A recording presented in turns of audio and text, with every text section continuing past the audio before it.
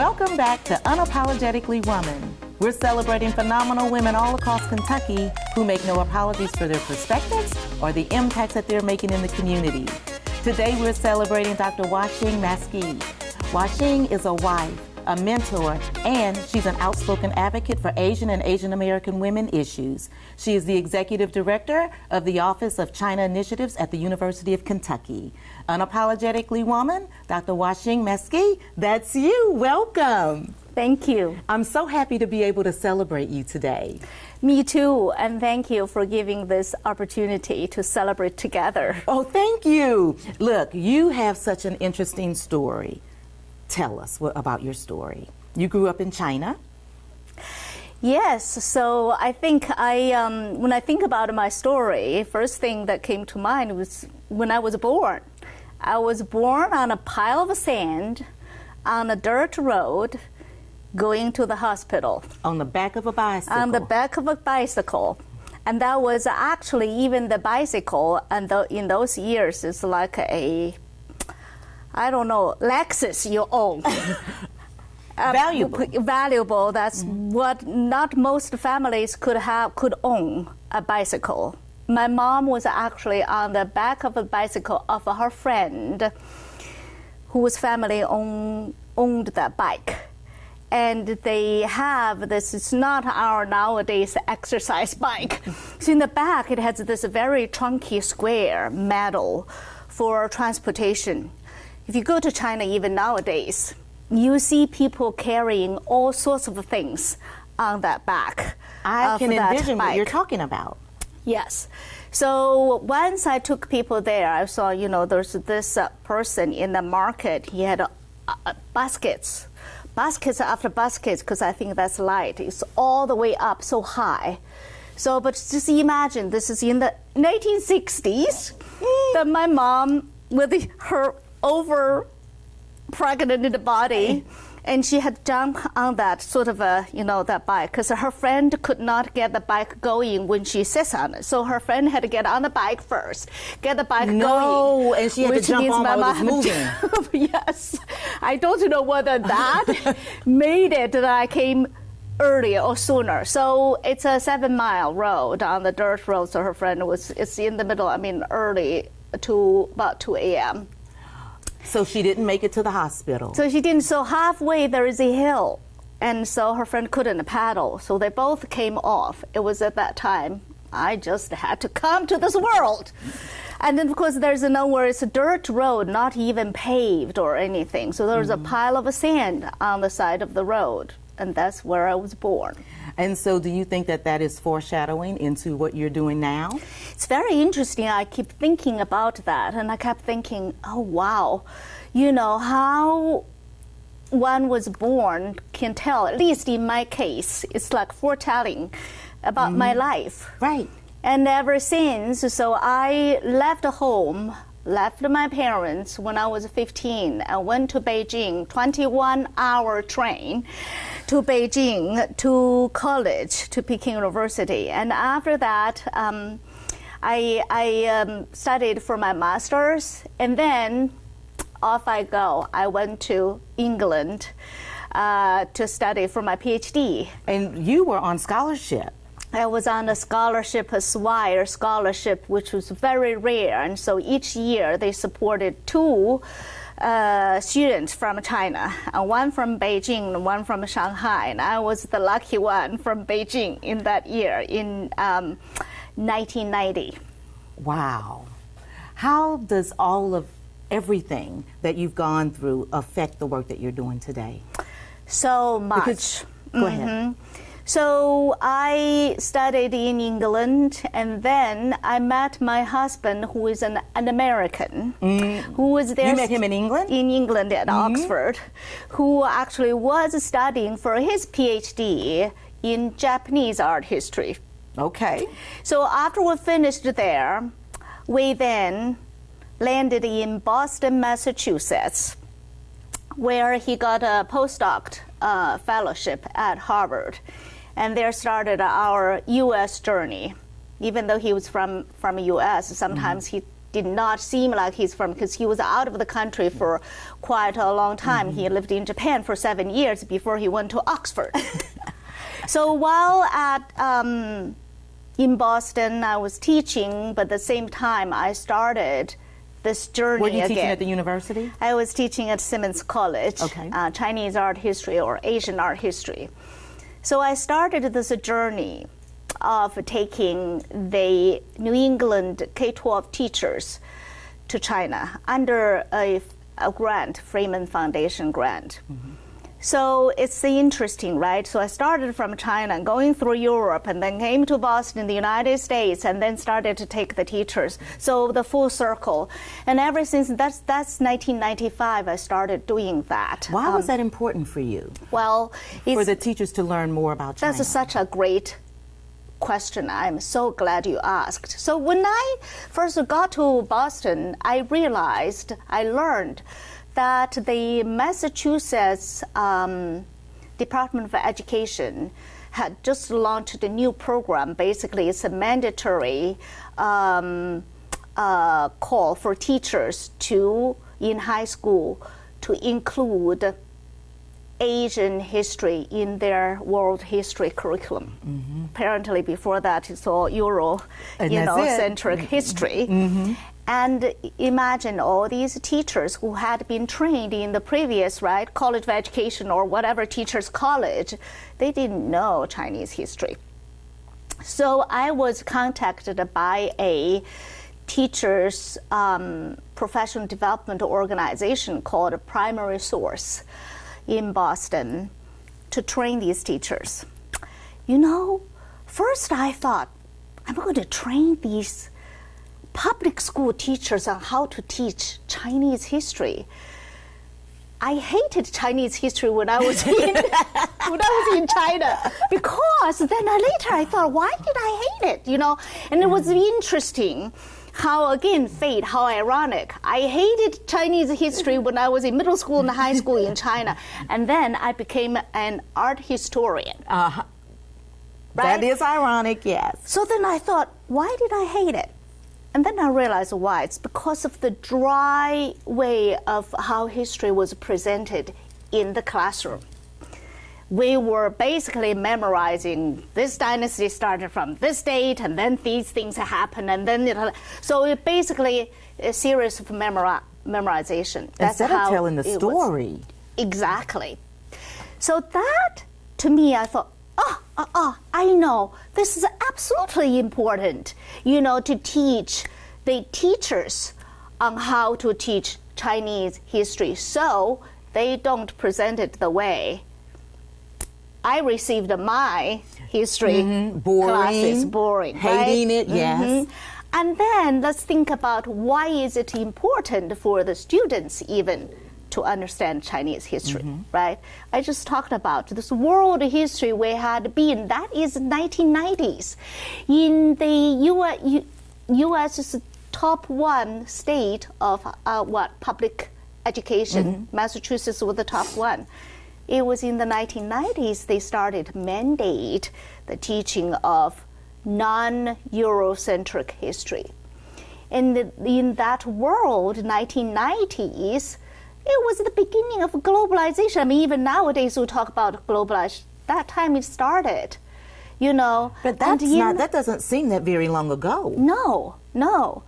And in this country, where the entire world look up to as modern, as democratic, yes, advanced, and we in this country only know our own history and our European line of history and forget the rest of the world. That is not right. So the young people need to know what happened in the rest of the world, apart from the Europe part, the European part. You're very passionate about this. Why does it hit home? Is it everything? But why are you so passionate about it? It is because I think I grew up, as I said, I was born on the side of the road in a small town. Then at an age of 15, I got this opportunity to go to a big city. That's the first time I got on the train, 15. And my dad later told me, he said he had to... Were you scared when that happened? No, I wasn't. You were fearless? I was so looking forward to get out of that little town. You were looking for opportunity. Yes, yes. So my parents weren't college graduate. I was the first generation. Yay! College education, receiving college education. So my dad and I took a 1.5 hour bus from our small town to Yantai, a bigger city where the train starts. So when I first got on the train, my dad came up and helped me, did all these luggages, and then he was back on the balcony. I was just touching the train, it's the leather, touching the train. Everything was just so fresh for me. And then all of a sudden I saw my dad down there pointing me to the train because the train started very slowly. You can't feel while you're on the train. He was basically telling me the train is moving. I'm like, bye! I was so happy. But then my dad years later, he told me, he said, when the train moved, his heart was just basically sinking and he was so sad, as a dad sending his daughter off. I was on the train, was like, hey, yay, I'm going to Beijing, the capital of China. And I was one of the 10 high school graduates that was admitted into that university in the entire area. Your dad must have been so proud of you. He was so proud. So as the train got closer to Beijing, I started to worry. Like, oh, where am I going? Right? What happened after I get off the train? Who was going to meet you there? Exactly. All of these questions started to sink in. But I don't know. I got off. The university has people meeting, young students like me. So anyway, that journey, interesting, that journey, the train journey, I think back, it's almost, again, very symbolic. That's my journey, that I started my journey of learning and learning areas outside my own. I'm learning about people that I didn't know. So throughout college, I had, my most favorite subject was English. So you hate Chinese history first, then your favorite is English. Okay. Yes, because through college years was the first time we ever had a native English speaker teacher. Oh. And she was from New York, Mrs. Joyce. Wherever you are, Mrs. Joyce, I wish I could find you, was my first English teacher. I mean, through her teaching, I got to learn an entire world that's outside China. Everything sounds like it was so new and exciting. It was so new because the time, that's early 1980s. The Chinese media, there's no internet. There's no Instagram. There's no Facebook. There's no such a thing. So that's where I got all my information about the outside world. So when you think about what you left behind, the poverty that you left behind, and being so excited for an opportunity, what do you think about? What goes through your mind when you reflect back on it? At the time, number one is I want to make my parents proud. This is very important in Chinese tradition. Your family name, your family, is pride, important. yes. I want them, I'm the first, college. I mean, of course, they were so proud. Each time I go back for winter vacation or summer vacation, they both work for an embroidery company. My mom would so proudly took me to her office, and all her colleagues would be like sitting all around me and listen to me speaking English. She was showing off. Of course, it was just like they knew English, but they wanted to hear from me. So they were very proud. But for me, I thought, well, I only have this one life. It's interesting starting. There's a saying in Chinese. And that is 穷人的孩子早当家, meaning the children from the unprivileged family become the master of the household at an early age. Wow. Or becomes takes over at an early age. So at an early age, I know that I want to do something to my life. And the college education is one way. And then it was only after I got to college, through learning English and through talking to my American professor, I saw another world that's outside China that I couldn't see, through the newspaper. That wasn't TV at that time even. Right. My family got its first TV in 1985. Well, at least they got one. Yes. Eventually. Yes. But even the TV, the news on the TV, it's all just one-sided, right? And it's from one source. And so you were being opened up to so many other experiences. Wow, that sounds, I love your story. So I love it. It's that part, and I never take that for granted. So. Well, let me ask you this. You hold a record. Tell me about that. Oh, okay, my record. This is also very interconnected.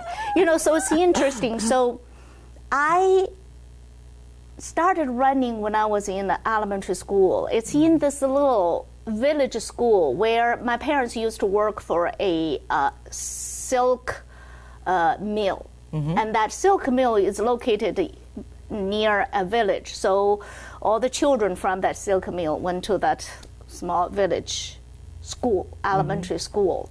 So the good thing is every year, it's like this, the district, the school would have its sports meet, fall and spring. And then the top winners would then be selected, and the school will form a team to attend the district level sports meet, spring and fall. I wasn't in there because I was kind of sickly when I was little, So, but one year when I was in grade 3, our school team, one of the members, the girls' team, the little girl who is going for 60 meters race, 100 meters, and long jump, got sick the day before the sports meet. So I guess the teachers were just looking whose age level and just picking me. All right? There's another opportunity. Exactly. So I was like, I didn't even know all the rules, so I just went on. So 60 meters, because I remember they had the powdered line, white line. You all start there. So and I know how to squat there and then get up, right? And then the gun. And that was with the shoot. Yes. So apparently, I came the first with the 60 meters, and the reason why was because I ran out before the gun shot. Oh, you started early. I started early. I didn't know. I thought I heard the gun, but anyway, I went ahead. Basically, I violated the rule, right? I mean, I fouled. But did they stop it? I guess I was such a pathetic little. They didn't stop me, and I ran like crazy, and I went to the end first, and they didn't disqualify me, so I wasn't the first. Then that gave me. But you're the record holder. Yes, that gave me huge confidence. So then, at the same meet, I had to go for the 100 meter, right? So 100 meters, this time I knew I shouldn't start That you early. should wait until the gun. I waited until the gun. I came first again.